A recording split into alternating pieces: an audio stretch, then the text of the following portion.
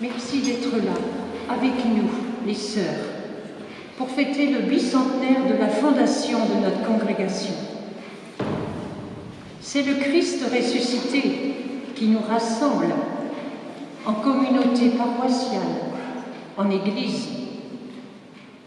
Il est là, présent, au milieu de nous. Il nous dit, comme à ses disciples, le soir de Pâques, « La paix soit avec nous. La paix soit avec vous. »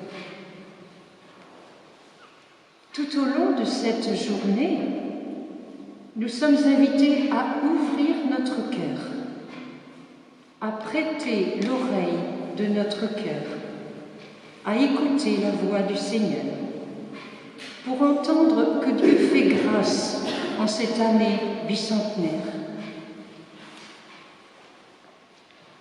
Nous sommes invités à nous souvenir, à faire mémoire des événements qui ont marqué l'histoire de notre pays, de notre région, de notre commune, ici, à la salle de Vier, et de l'Église, bien sûr.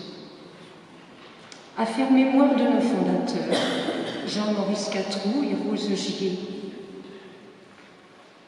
Relire ces événements dans la foi pour y découvrir un chemin de vie, reconnaître le passage de Dieu. Par notre foi, nous avons la vie. C'est le témoignage de nos fondateurs. Peuple du Dieu vivant qui épouse ton histoire, ne crains pas pour demain. Nous sommes invités à semer la vie et poussés par l'Esprit, nous poserons des gestes qui donnent et redonnent la vie. Ensemble, en Église, allons dans la joie du Christ ressuscité. Croyons au bel amour de Dieu. Marchons sur les pas de Jean-Maurice Catroux et de Rose Gier. Belle journée à chacun. Donc 1823, 18 décembre, date importante pour nous, filles de la charité du Sacré-Cœur de Jésus. C'est dans cette église qu'est née la congrégation. Donc c'est là que le 18 décembre 1823, que Rose Gier revêtit l'habit religieux et prit le nom de Sœur Marie. C'est la vénérable mère Gier qui conduit à l'autel sa chère fille. Cette fondation s'inscrit dans une page de notre histoire, à la période de la Révolution française. En Vendée, dans les Mauges particulièrement, c'est une véritable tempête, une guerre civile, une guerre de religion, qui a déchiré les familles, laissant souvent dans la misère les femmes et les enfants. Peuple du Dieu vivant, qui épouse ton histoire, ne crains pas pour demain, poussé par l'Esprit, toutes tes paroles, Église du Seigneur. L'impulsion fondatrice a jailli de la rencontre de deux désirs. Jean-Maurice Catroux, touché par la grâce de Dieu d'un désir ardent de secourir ses paroissiens, particulièrement les plus pauvres d'entre eux, prend le temps de regarder sa paroisse, la paroisse de la salle de Vier qui lui est confiée. Il voit leur misère, leur détresse, et il voudrait les soulager tous. Mais seul, que peut-il faire? Où trouver un cœur épris du même désir que lui? À la ferme de la Fouquette vivait Rose Gier.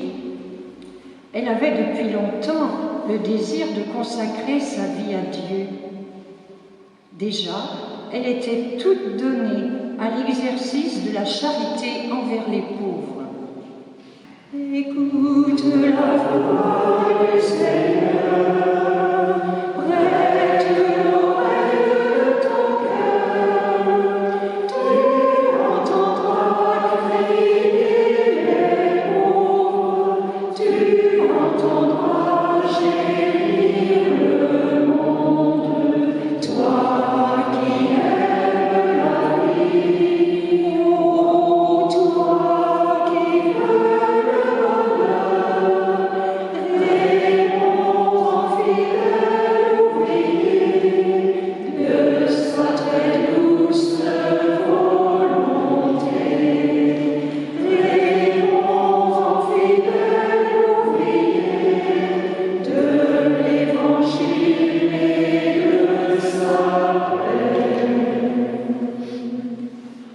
Interpellée par Jean-Maurice Catroux, Rose Gier se donne un temps de réflexion et de prière. Elle prend conseil et finalement, elle accepte le risque de l'aventure. Par sa consécration religieuse le 18 décembre 1823, Rose Gier devient la première fille de la Charité du Sacré-Cœur de Jésus, sous le nom de Sœur Marie. La congrégation est née. C'est ainsi que, attentifs aux signes des temps, Jean-Maurice Catroux et Rose Gier ont été fondateurs malgré eux.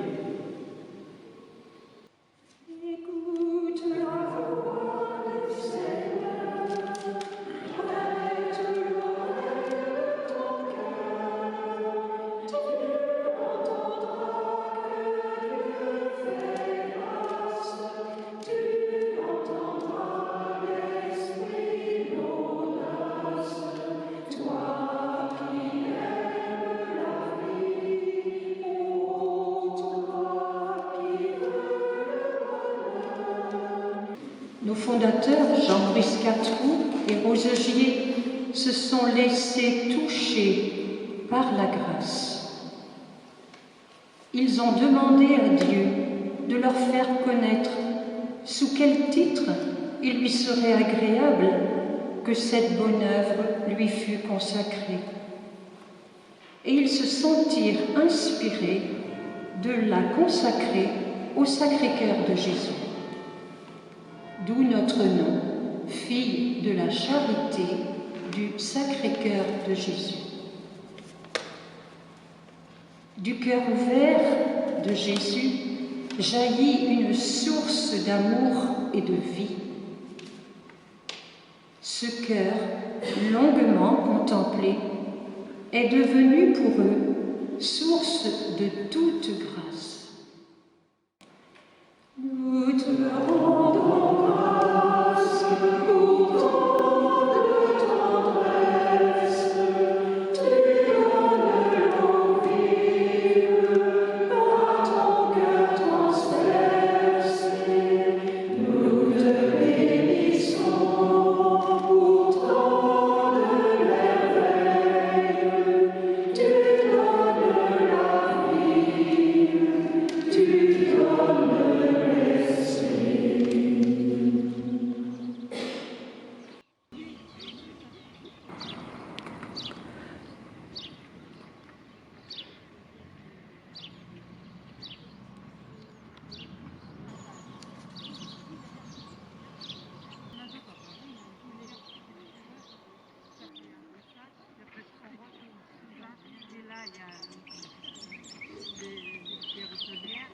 et après, quand tu es là, tu as référence le petit gros lait, non? Marie, notre mère, garde-nous dans la paix, refuge des pécheurs, protège tes enfants. Bonjour. Eh bien, il fait bon dans la maison de Rose. Il fait bon, hein? Il n'y a pas besoin de chauffage. Oui. Dans cette maison, il s'est passé sûrement bien des choses. Hein? C'est la maison du bon Dieu. La maison du bon Dieu. C'est comme ça qu'elle était appelée. Oui, elle était appelée comme ça par les gens. La visite à Beauchêne. Une pauvre femme était tombée malade au village de Beauchêne, assez éloigné de la Fouquette, et se trouvait privée d'assistance pour la nuit surtout. C'était pendant le carême. Rose et Céleste Gier vinrent la veiller tour à tour.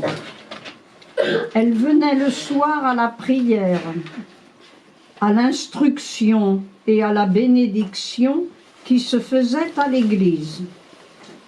Puis celle qui devait veiller la malade se rendait auprès d'elle, avec sa frugale collation dans sa poche, sa chaufferette pour elle-même, et pour chauffer les tisanes et les remèdes sans brûler le bois de la pauvre malade. Elles apportaient toujours quelque chose préparé pour la malade, laitage, fruits, cuits, etc. Le lendemain matin, elle revenait assister à la messe, puis s'en retournait à la Fouquette, à ses occupations ordinaires. Tout cela était fait avec tant de simplicité et de bonne grâce qu'il était manifeste que Dieu seul en était le principe. L'Esprit nous appelle à vivre aujourd'hui, à vivre